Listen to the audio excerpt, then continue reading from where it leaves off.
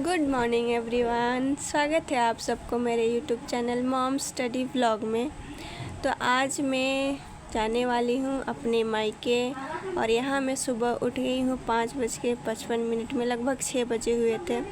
और सुबह उठ कर के मैं थोड़ा सा रूम में ही टहली क्योंकि थोड़ा बहुत थकान लग रहा था, इसीलिए मैं थोड़ा टहली और ठंडा भी लग रहा था, इसीलिए शॉल ली और ओढ़ी।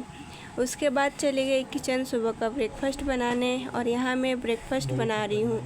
फिर ब्रेकफास्ट बनाने के बाद हम चले आए स्टेशन। ये मेरा मायके का स्टेशन है और हम लोग पहुँच गए थे इंटरसिटी से मेरे मायके, जो कि है नुआगांव पोकला टू। नुआगांव पोकला मेरा ससुराल है और मेरा मायके है नुआगांव। यहाँ पर मेरी बहन आगे आगे जा रही है और रिया उसके नानू के साथ आगे आगे जा रहे हैं और हम लोग फॉलो कर रहे हैं उसे पीछे में। और यहाँ पर आप देख रहे हो स्टेशन बहुत बड़ा है और यहाँ मेरा भाई, हम, मेरी बहन, मेरी मामी, मेरे दोनों भाई ये भी पीछे पीछे आ रहे हैं। तो ख़ास प्रोग्राम कुछ ये है कि घर में पूजा है और मेरा छोटा भाई का बर्थडे है, तो इसीलिए हम आए थे। यहाँ पर रिया अपने नानू के साथ आगे आगे जा रही थी। जब हम नवागांव पहुँचे लगभग शाम ही हो चुकी थी, तो शाम के वक्त का चाय नाश्ता हुआ और उसके बाद हम लोग रात के खाने की तैयारी कर रहे थे। इधर मेरी दादी और मेरी बहन लहसुन छिल रही थी और इधर मेरी फुआ बैठी हुई थी। बच्चे लोग इधर खेल रहे थे, मम्मी अंदर से कुछ काम कर रही थी और यहाँ पर मैं और मेरी चाची दोनों रात के सब्ज़ी की तैयारी कर रहे थे। मैं आलू छील रही थी और चाची कद्दू काट रहे थे। तो इसी तरह सब हम लोग मिलजुल के काम करते हैं और रात का खाना बनता है। उसके बाद सबको बारी बारी से खाना दिया जाता है, सबको ही खाना खा लेते हैं। यहाँ पर मेरी मामी दोनों, मेरी नानी और मेरी दादी और मेरी बहन खाना खा चुके थे। और ये जो देख रहे हैं यही है बर्थडे बॉय, जिसका बर्थडे आने वाले कल के दिन में है और वो भी मेरे भाई के साथ, मेरे फुआ के बेटे के साथ मिल कर के बैठ के खाना खा रहा है और कल का दिन को बहुत एंजॉय करने के लिए बेसब्री से इंतज़ार कर रहा है। फिर सबके खाना होने के बाद हम लोग भी रात में मैं, माँ, चाची, बुआ और मेरी बहन सब कोई बैठ के बात करते हुए खाना खा रहे थे क्योंकि सबको हम लोगों ने खाना खिला दिया था। और उसके बाद उधर बुआ लोग, माँ लोग सब अपना बातचीत कर रहे थे, तो उसी में से मैं अपना टाइम निकाल के चली आई रूम में अपना स्टडी करने के लिए, क्योंकि झारखंड एक्साइज कांस्टेबल का एग्ज़ाम दिसंबर में है।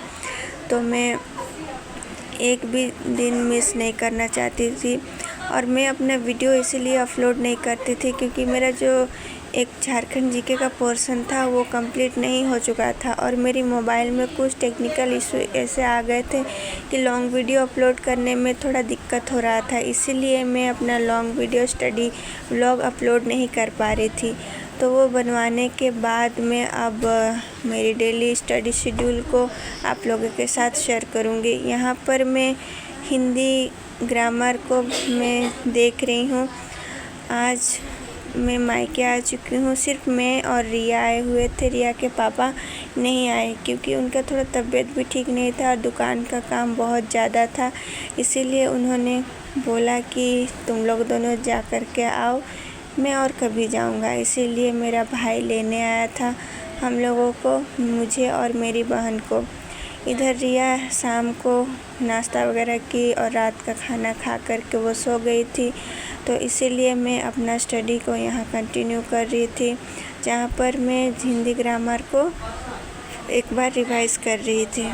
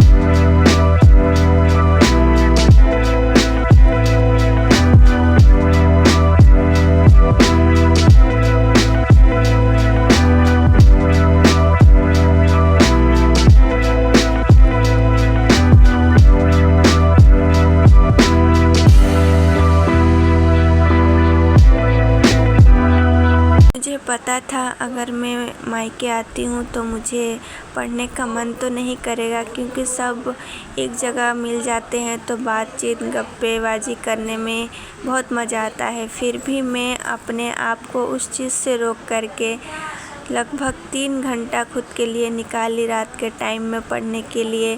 बीच बीच में मैं भी जा रही थी, लेकिन वैसे कुछ खास नहीं था। वो लोग कल माँ पापा पूजा में बैठेंगे तो माँ मेहंदी लगा रही थी, मेरी बहन माँ को मेहंदी लगा दे रही थी, तो इसीलिए मैं सोची कि मेरा कुछ काम ही नहीं है अभी वहाँ, तो तब तक मैं अपना हिंदी का कुछ रिवीज़न कर लूँ। तो इसलिए मैं रूम में चली आई और रिया तब तक सोई हुई थी और मैं अपना रिवीज़न करे जा रही थी।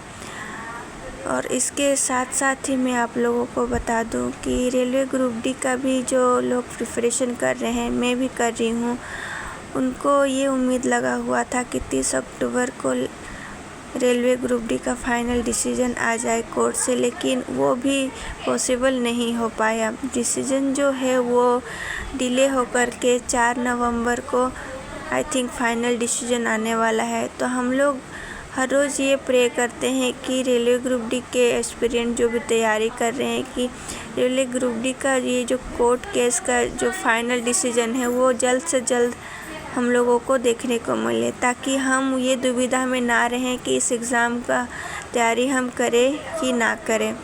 इसीलिए मैं प्रे करती हूँ कि 4 नवंबर को फाइनल डिसीजन आ जाए और हम अपना स्टडी को और अच्छा से बेहतर बना सकें। इसी के साथ साथ मैं उन तमाम व्यूअर्स को एक इन्फॉर्मेशन भी देना चाहती हूँ। अगर आप Jharkhand excise constable, SSC, MTS और रेलवे ग्रुप डी की तैयारी कर रहे हैं तो मैं अब लाइव एक सब्जेक्ट का लाइव सेशन लाने वाली हूँ। अगर आप लोगों को क्वेश्चन सेट्स लगाने हैं, कुछ डाउट्स क्लियर करने हैं, तो मेरे अपडेट के हिसाब से आप लाइव आइएगा और मेरे साथ क्लासेस करिएगा, क्योंकि मुझे आप लोगों को पढ़ाने में भी अच्छा लगेगा और ख़ुद की भी रिवीज़न हो जाएगी। तो प्लीज़ रिक्वेस्ट है उन तमाम कैंडिडेट को, Jharkhand excise constable, SSC, MTS और रेलवे ग्रुप डी की एस्पिरेंट जो भी तैयारी कर रहे हैं, जब भी मैं लाइव आऊँ मेरे साथ जुड़े और अपनी प्रिपरेशन को अच्छे से मजबूत करें।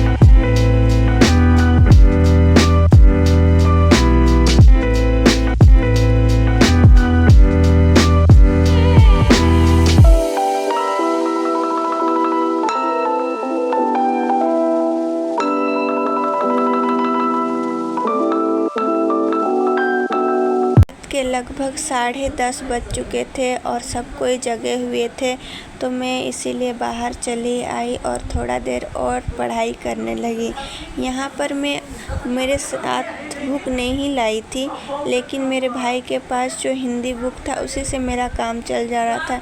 मैं सोची बुक ना सही, लेकिन हिंदी ग्रामर का बुक तो हर एक के पास होता ही होगा, तो मैं अपने भाई से वो बुक ली और एक पेपर में उसी को लिख कर के प्रैक्टिस कर रही थी और साथ ही साथ उसे रिवाइज़ कर रही थी। तो इसी तरह मैं मायके आई और अपने मायके में अपने फैमिली के साथ टाइम स्पेंड की और उसी के साथ साथ मैं अपने लिए 3 घंटा का टाइम निकाली और अपना पढ़ाई को भी जारी रखी। तो इसी तरह से मेरे ब्लॉग में बने रहिएगा और आने वाले ब्लॉग में मैं आप लोगों के साथ शेयर करूंगी कि मेरे मायके में किस तरह से सत्यनारायण कथा की जाती है और उसी के साथ साथ हम लोग मेरे छोटे भाई का किस तरह से बर्थडे मनाते हैं, ये आप लोगों के साथ शेयर करूँगी। तो अगर आप लोगों को मेरी ये व्लॉग अच्छी लगी तो प्लीज़ मेरी ब्लॉग में आप लोग बने रहिए और मेरे चैनल को लाइक करें, शेयर करें और सब्सक्राइब करें मेरे चैनल को, ताकि आने वाले वीडियो की नोटिफिकेशन आप लोगों को मिलती रहे।